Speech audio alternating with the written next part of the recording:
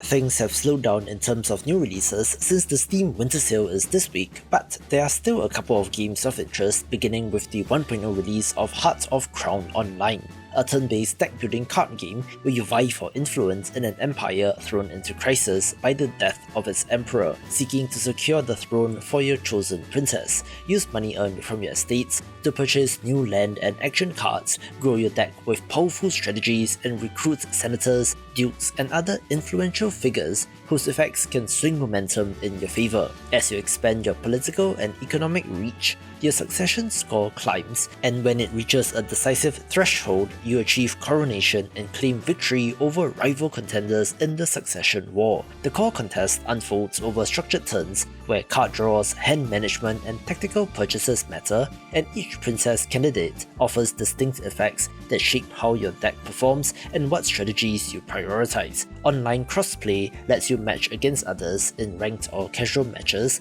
and in a way is a multiplayer spin-off of a game from 2017, with the competitive nature meaning that the deck builds and meta might evolve through play, having a great anime art style as well. Out of Time is a fast-paced online co-op action roguelite where you scramble to survive as timelines collapse and enemies from past, present, and future converge into chaotic battle arenas. Gear matters, so collect dozens of unique weapons and equipment during each run, then combine firepower, support buffs, and defensive tools as you fight off waves of corrupted foes and escalating boss encounters before time literally runs out. Teamwork is central, thanks to a tether system that links you with a teammate so you can share healing, buffs, and advantages when close, but suffer penalties if you drift apart, forcing you to stay close together, which does help in the co-op focus. Maps shift dynamically as the different eras blend together, so one moment you're trading shots with prehistoric adversaries,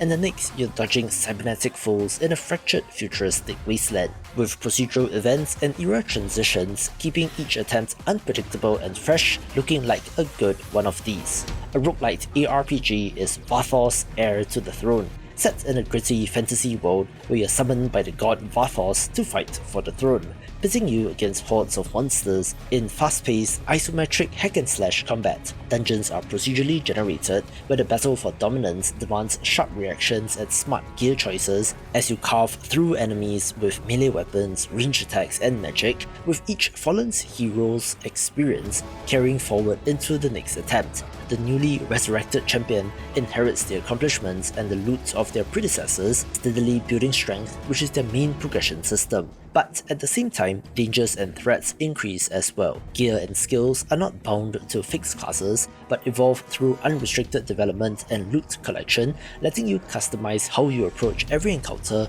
due to the synergies between weapons, abilities, and stats. Whether you're charging into dungeons alone or teaming up with up to 2 other allies in co-op, combat feels visceral and reactive as you dodge, strike, and manage crowd control, definitely having Diablo inspiration, but as a full-on roguelite, which could be interesting. Love indie games? Sign up to my newsletter to get a weekly dose of what's hot, along with some news and of course, weekly game giveaways, so if interested, link is in the description below. Social deduction games are still a thing, despite the heyday of Among Us being in the past, with Villainy looking like an interesting entry, designed for 4 to 10 players, where deception is your greatest weapon. Heroes must work together to complete objectives, withstand curses, and survive, while the villain seeks to deceive and trick the heroes, eliminating them until only Villainy remains. You must read opponents, bluff convincingly, and decide whom to trust or expose, while quick actions and hidden agendas drive every moment of conflict. Each round pulses with tension as heroes work to complete objectives, while keeping a lookout for suspicious behavior, with the right strike at the right time sowing chaos and mistrust, so every action carries weight. Every character is unique and have their own specific abilities, like the knight with a shield to block damage, which can be given to other players, a rogue with an invincible dash, the seer, who can place a beacon and respawn there when killed, and more. But every character can either be a hero or villain, leading to plenty of possible scenarios to wrap your head around. Definitely looking like fun with friends, although I do wonder if this will manage to find its audience. One of the most anticipated games of the week is a game about feeding a black hole, an incremental title that has done well in demos and invites you into a minimalist cosmic setting where your task is to feed an ever-hungry black hole by destroying orbiting asteroids, planets and stars to keep its mass growing. Space debris circles said black hole where you click or otherwise destroy incoming celestial bodies to funnel their matter into the black hole, watching its size increase as you gather resources to spend on upgrades that boost damage, extend time, or improve your sucking in various ways so you can tackle new waves of objects. As with most incremental titles, upgrades are the backbone of progression, with a massive branching skill tree to unlock, accelerating how fast you can break apart cosmic bodies, opening access to more efficient tools and new ways to sustain longer runs and deeper engagement with the mechanics. The gameplay loop stays simple, where you break larger objects to feed the black hole, earn currency, spend on upgrades that make subsequent waves easier to clear, and watch your scale and impact grow, looking oh so satisfying with a clean, minimalist presentation.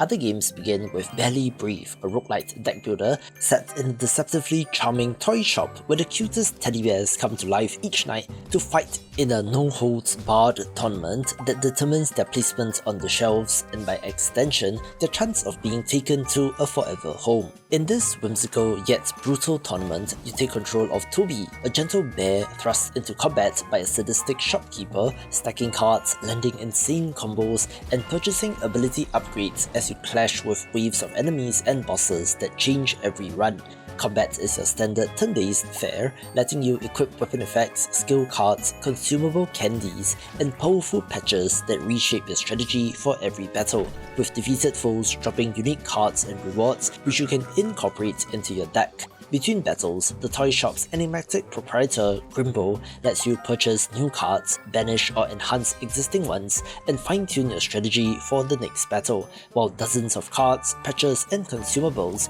offer a range of viable builds. Every tournament run feels fresh with dozens of enemies, with each boss presenting distinct abilities and behaviors, also having 15 difficulty levels, which I'm guessing are the Ascension difficulty equivalent in Slay the Spire, and looks like it's for fans of the genre. Execute is a darkly themed, active incremental game where you begin with rudimentary tools like a guillotine and work towards reducing the world's population to zero by capturing people and feeding them into your machine. This grim, exaggerated version of Earth is dotted with contraptions and increasingly destructive devices as you gather victims for your evolving arsenal that spans simple blades, intricate machines, and even optimized nuclear supply chains that accelerate humanity's demise. Progression unfolds as you expand your repertoire of execution methods and machines, with each new tool and upgrade speeding up how quickly you convert the population into resources for even deadlier systems, all from a cursed Windows 98 inspired desktop interface, contrasting the whimsy with the subject matter.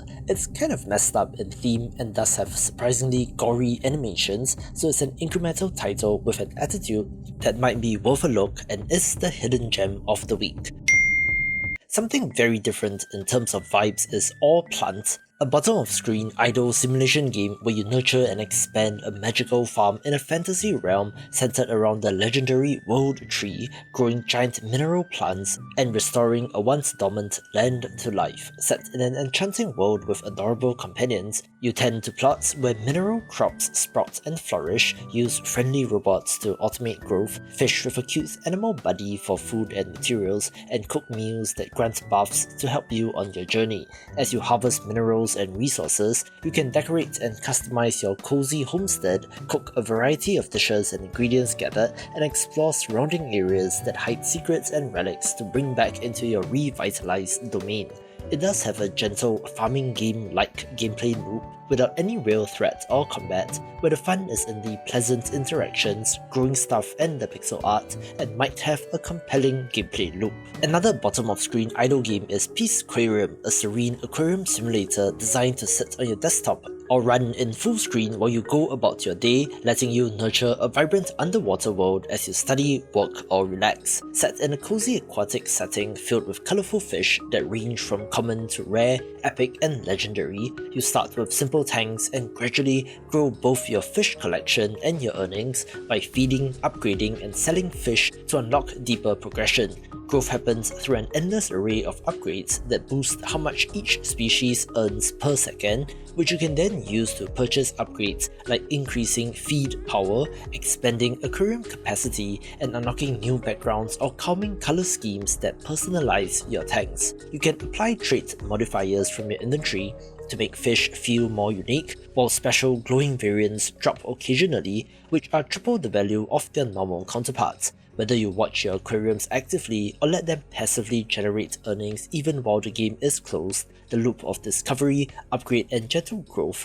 results in a relaxing, minimalist simulation and is another example of what is old is new again, since I remember these desktop aquariums from the 90s, which can be very pleasant. I don't have any particular nostalgia for Tomba, but if you do, then Tomba 2 The Evil Swine Return Special Edition might be of note, a remaster of the quirky action-adventure platformer classic where you leap into a whimsical fantasy continent to track down the evil pigs that have kidnapped your friend Tabby. The colourful land is full of interconnected zones, so traverse lush forests, coal mining towns, hidden ruins, and seaside vistas, engaging in vibrant platforming, exploration, and event-driven quests as you bite, throw, and outsmart an odd cast of enemies while uncovering secrets scattered across 100 objectives. Exploration here blends linear paths with branching routes, and you can choose how you would like to explore, collecting useful tools, costumes, and items that expand your abilities and open up new areas. This special edition modernizes the 1999 title with quality of life features such as having the ability to save anywhere and to rewind mistakes so missed jumps or hits taken are less frustrating, also having a museum mode showcasing original artwork, design documents, and other archival content, and does look like a decent entry, with the Tomba 1 Special Edition having a very positive rating on Steam, so the developer has a track record of delivering in these re-releases. This one's for indie game developers. The free indie game marketing resources are ready, so sign up via the link in the description below to get it in your mailbox. I was pretty tickled to see Biomenace Remastered pop up when it was first announced, since I have distinct memories of playing this as a kid on DOS, where this brings the classic 2D run-and-gun platformer back with modern enhancements to graphics, controls, and quality of life features. Fight through a city ravaged by mutants, rescue hostages, and hunt down the source of this devastating threat, where you play as top-secret operative Snake Logan, attempting to stop the evil Dr. Mango. The Doctor has caused mutated creatures to spawn, which have taken over the city, which by modern standards don't look all that scary and is a throwback to the 90s, so use machine guns, grenades, and special weapons to take them out, while uncovering hidden paths, keys, and switches that open up new areas. I believe I only played the shareware version, so I don't have any real recollection of the story, but this does add a brand new 4th episode with unique levels, bosses, and environments, which is kind of crazy to think about, even if they did get rid of the red skin color of the main character, which was due to graphical limitations. This is all polished up and modern, running at 60 FPS with widescreen support, as well as the addition of parallax backgrounds, so whether you're new to the franchise or played this back in the day, I think that there's fun to be had here. On paper, the most anticipated game of the week is Pioneer,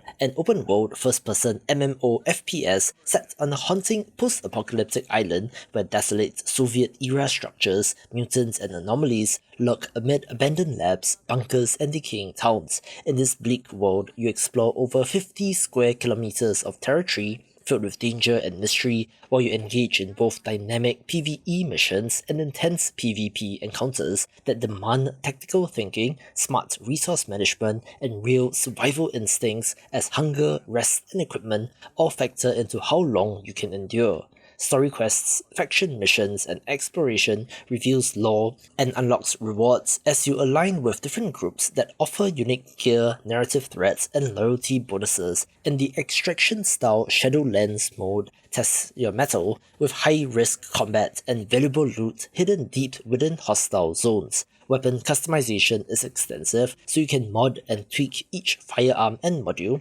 creating unique designs to suit your approach. Also having a crafting system which lets you build equipment from scavenged materials, artifacts and anomaly energy at workbenches across the island. Social systems, clan formation, and in-game communication tools help you coordinate with others in a shared world or in confrontations against rival survivors in contested territory, blending tactical cooperation with unpredictable conflict. One of the best games of 2025 is Tainted Grail: The Fall of Avalon, an open-world first-person RPG similar to Skyrim but drawing upon Arthurian legend instead, and they are releasing the Sanctuary of Saras paid DLC, which expands this dark fantasy world by adding a submerged realm full of mystery, ancient structures, and forgotten paths that pulse with life beneath the waves. In this new story, you follow the trail of Nimue and her rebel crew who defied King Arthur centuries ago, piecing together the truth of their disappearance and Merlin's retribution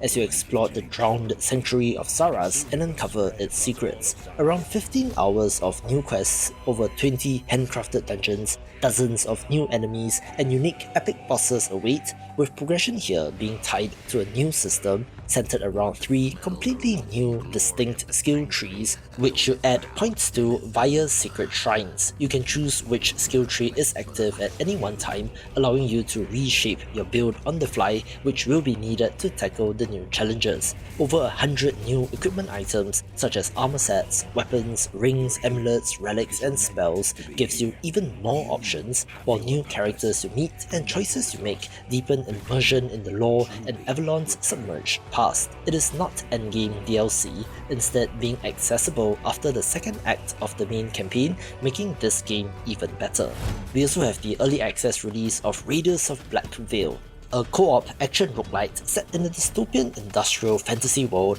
where a mega corporation named Black Veil has oppressed nature and animal kind, and you join the rebellion to fight back. Most interestingly, combat here is taking inspiration from MOBAs, with a roster of champions to select from, each falling under a typical archetype from sturdy tanks to nimble assassins, and are unique hero characters with their own playstyles and abilities. Use these to clear rooms, infiltrate Black Veil's massive factories, and gather loot to grow stronger, but this has extraction elements as well, so you need to safely get out if you want to keep these. Loot like weapons, trinkets, and rare gear are augmented by a deep perk and build system where over 300 modifiers and class perks let you craft distinctive builds, each varying in stats, effects, and synergies. Balance aggression with smart equipment choices, as danger increases the deeper you get into a raid, where of course co-op with friends means that there will be someone to watch your back. It's a curious timing for this release, but then again, it is early access, so there's plenty of room, but this has impressed so far. And if the other MOBA-inspired roguelite Shape of Dreams is any indication, this could possibly be huge. We don't have that many new releases, but there are some updates of interest, chief of which being Pal World Home Sweet Home, a free update to the open world survival and monster catching crafting game, adding enhanced base customization, but also new tools, weapons, and a mysterious new boss. However, in one of the weirdest crossovers that I have seen, this also includes characters and weapons from the fast-paced boomer shooter Ultra Kill, adding skins of V1 and V2, where the backstory is that one of the developers on Pal World is a fan of Ultra Kill and reached out, and the rest is history. So very cool, very weird, and makes this even better. Watch this video for more of the best indie games.